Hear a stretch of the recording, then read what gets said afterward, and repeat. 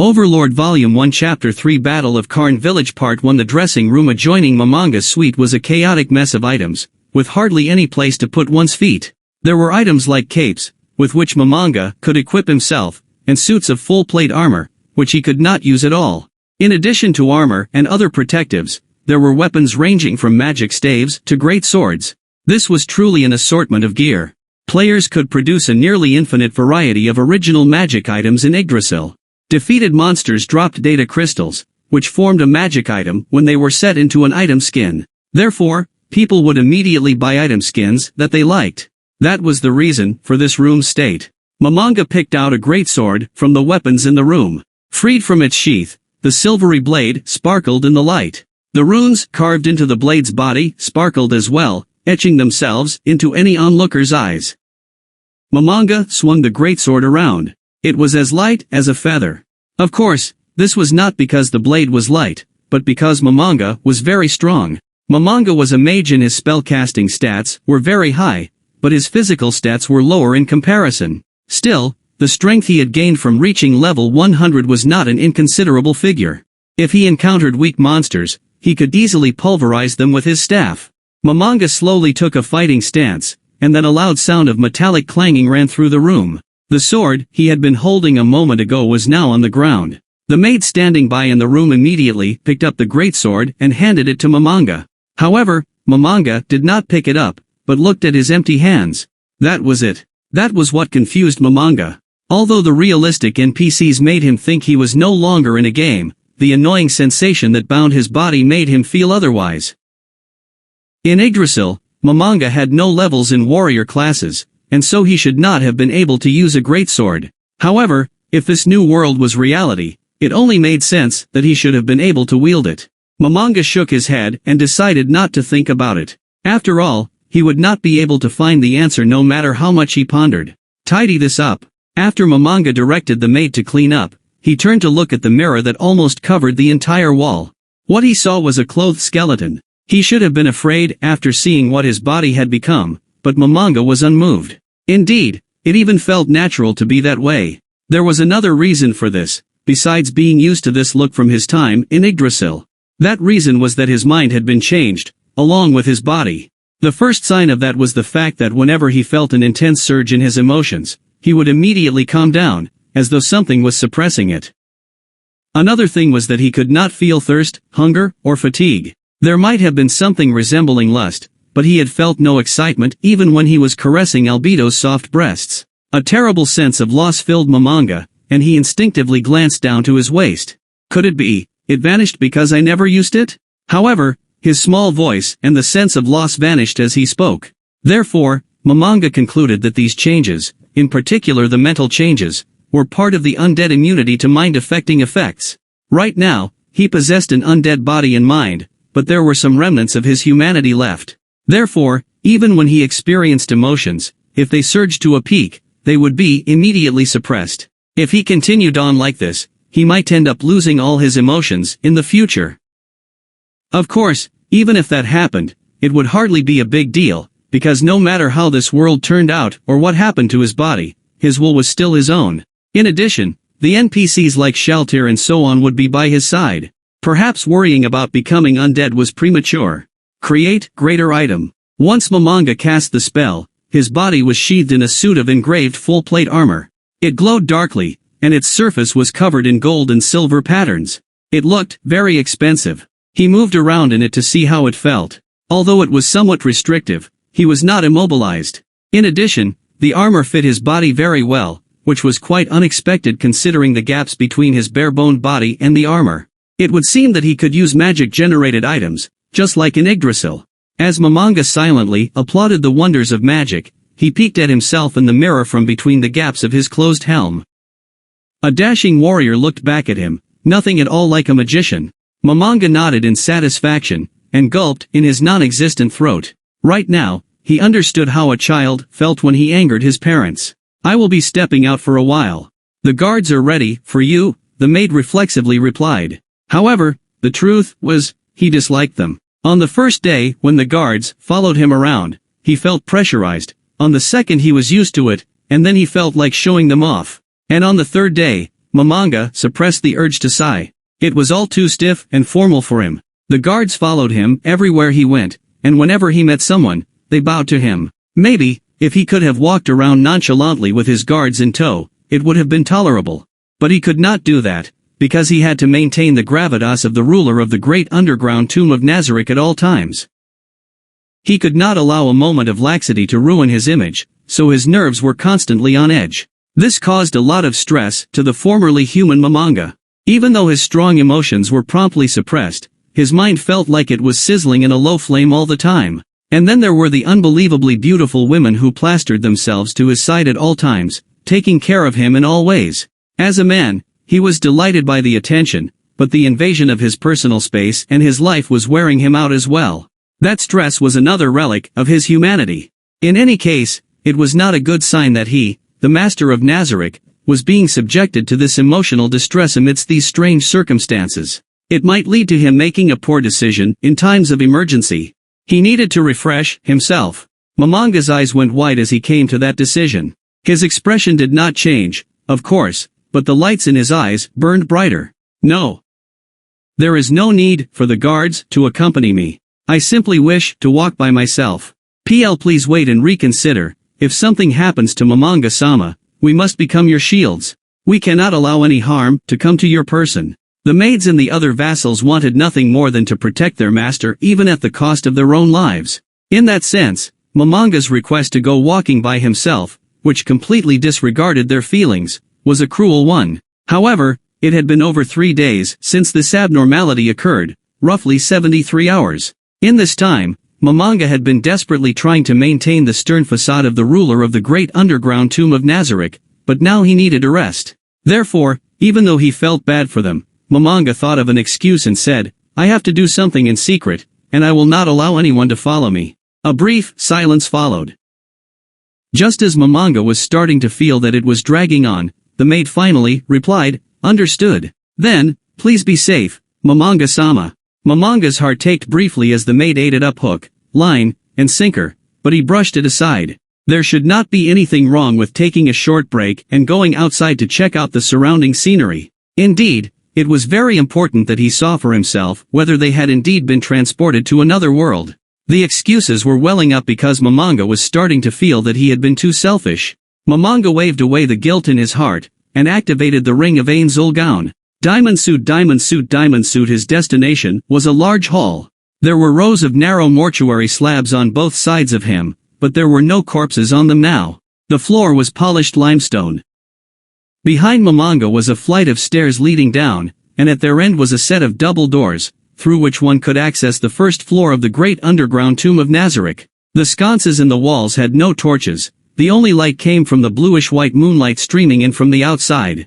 This was the closest location to the surface that the ring of Ain Zulgaun could take him, the central mausoleum on the surface of the great underground tomb of Nazareth. All he needed to do was take a few steps to reach the outside world.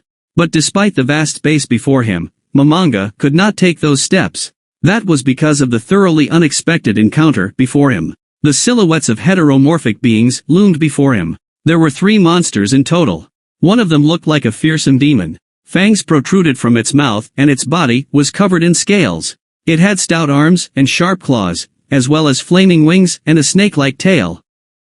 Another was a feminine-looking monster with a crow's head, dressed in a tight-fitting bondage outfit. The final one wore full-plate armor that was open at the chest, proudly revealing its abdominal muscles. If not for the black bat wings and the 2 horns protruding from its temples, it might have been mistaken for a beautiful young man. However, its eyes held a desire that knew no limit.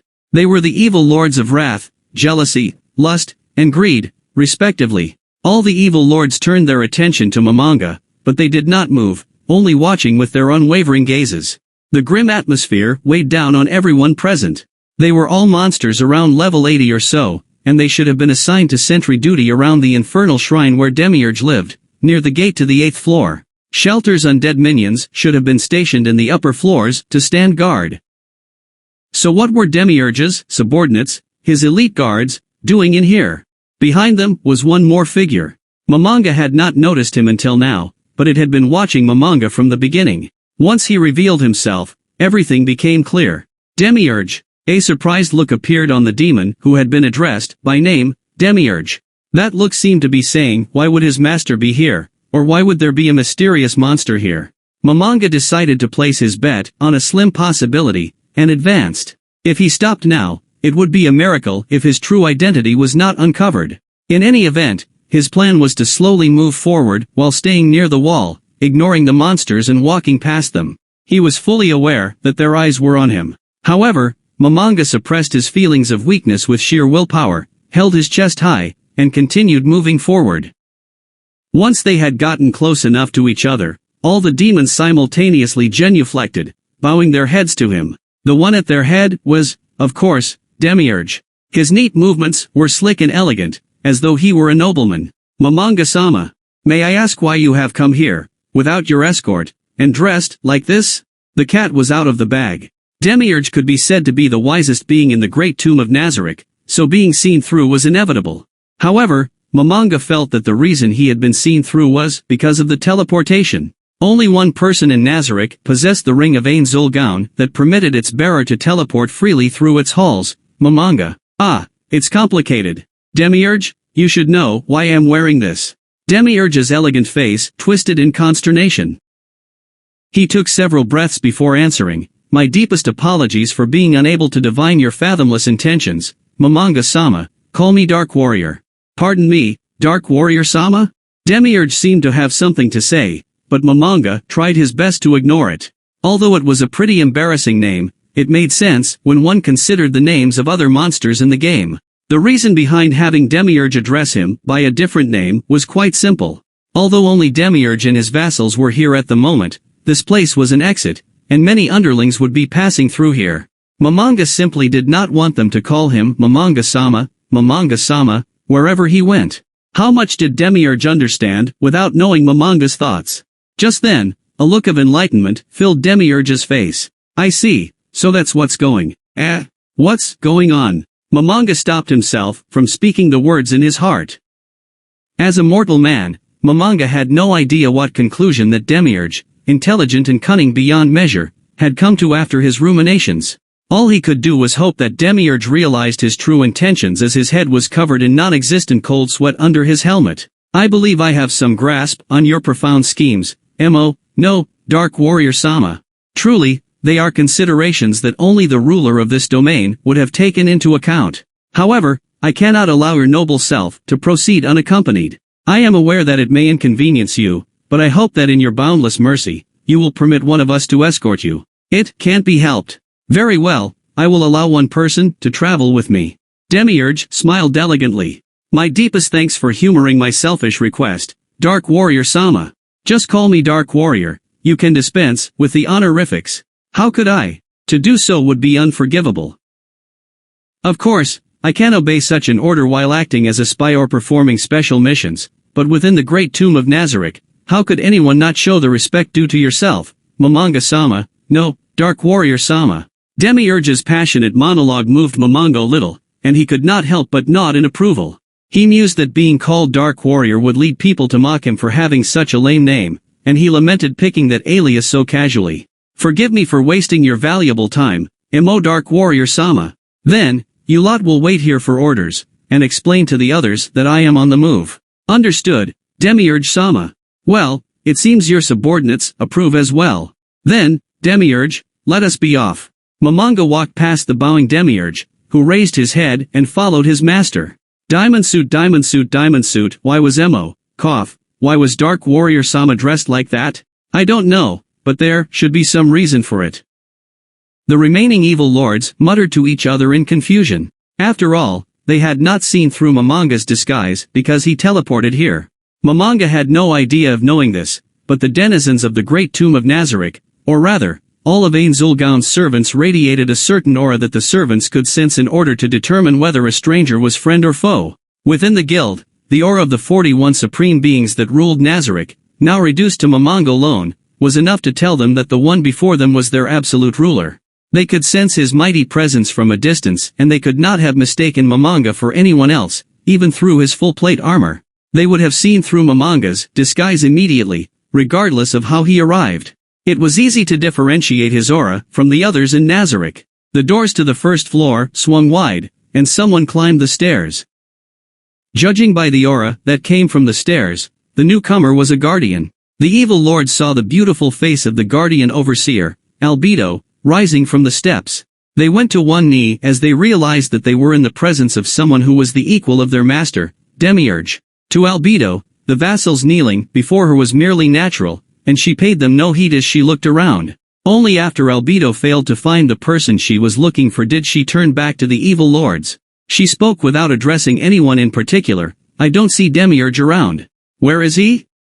A dark warrior Sama passed through just now, so Demiurge Sama decided to accompany him outside. Dark warrior Sama? I don't recall a name like that among the servants. Which servant did Demiurge accompany? A floor guardian following a lowly servant? How strange. The evil lords did not know how to respond, and looked at each other. Albedo smiled gently to the evil lords. "Could it be that mere servants like you dare to deceive me?" Her tender, final warning made the evil lords shiver, and they realized that they could not keep hiding things from her. When Dark Warrior Sama came here, Demiurge Sama concluded that he was a person worthy of our respect. Mamanga Sama came here. Albedo's voice seemed to crack a little, and so the evil lords calmly replied, "His name was Dark Warrior Sama. And his guards? Did Demiurge receive some notification from Mamanga Sama? But I already arranged to meet him, so does this mean Demiurge did not know Mamanga Sama was coming? Forget it, I need to change and bathe." Albedo touched her clothing. Her clothes were dirty from her work. Her hair was tangled at the ends, as were her wings. However, such petty imperfections could not begin to diminish the appeal of a world-class beauty like Albedo. It was insignificant, like the loss of a point or two out of 100 million. However, to Albedo, even the slightest blemish on her appearance was a mark of failure. She could not show this filthy self of hers to the men she loved so dearly. The nearest bath, the one at Shelter's place? But then she might get suspicious, although I'll just have to bear with it. "You lot, go to my room and get my clothes. Quickly." Just then, one of the evil lords called out to Albedo, who was pacing around. She was the demon general of jealousy. "Albedo-sama, though this might be rude, would your present attire not be better?" "What do you mean?" Albedo angrily retorted as she stopped in her tracks. She thought the other woman wanted Mamanga to see her in this unkempt state. "No, I simply meant that a beautiful woman like yourself would be best served by showing the signs of your hard work. In the end, you will still benefit, will you not, Albedo-sama?" The other evil lords added their suggestions. "By the time you could bathe and prepare herself to meet Mamanga-sama, Dark Warrior-sama, much time would have been wasted. It would be a shame to miss a good opportunity because of that."